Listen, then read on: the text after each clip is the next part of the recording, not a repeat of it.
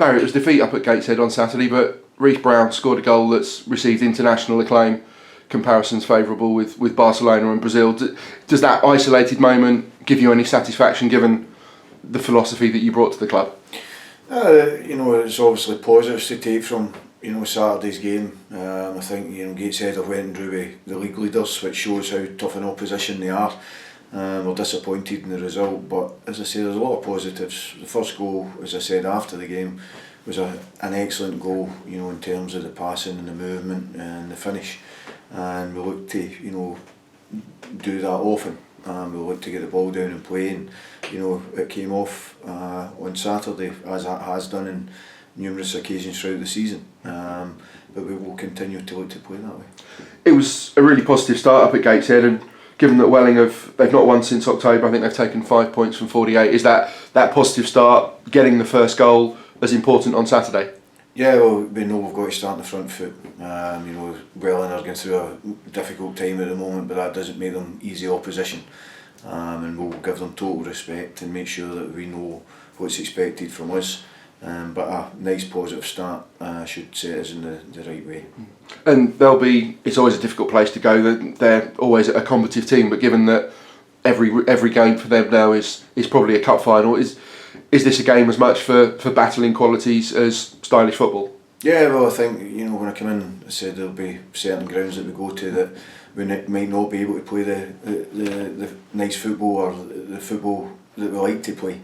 And this might be one of these games we'll obviously try and get the ball down and play, but when we go there and we see the surface or see how the game pans out, it might not be, but it's about getting the 3 points and working hard to get the 3 points.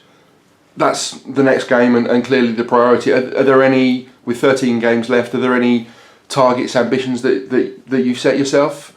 3 points against Welling. But I think, as we've said a couple of times this season, the run-in is skewed. I think there's 4 games left against teams in the top half, 9 against teams in the bottom. That, from the 13th position that we currently find ourselves, is that a platform to push for a top half finish, would you say, or are you not looking that far ahead? We obviously want to push into the top half of the division, but we'll have to take care of the next game, and the next game's against Welling, and that's what we'll concentrate fully on. Mm-hmm. Fine. And Damon and Charlie limped off up at Gateshead. How's the squad looking? Are there any concerns for Saturday? Well, Charlie took a knock on the kick that he'd already had the week previous, but he should be available. Damo's probably not as close to first team action as Charlie, but we'll give him every chance. But as we keep saying, there's players waiting from the sidelines ready to take their opportunity. You gave Ross Lafayette his first start. Nathan Ralph has come into the team and done well. So even if a couple of players do have to drop out, there's still that competition.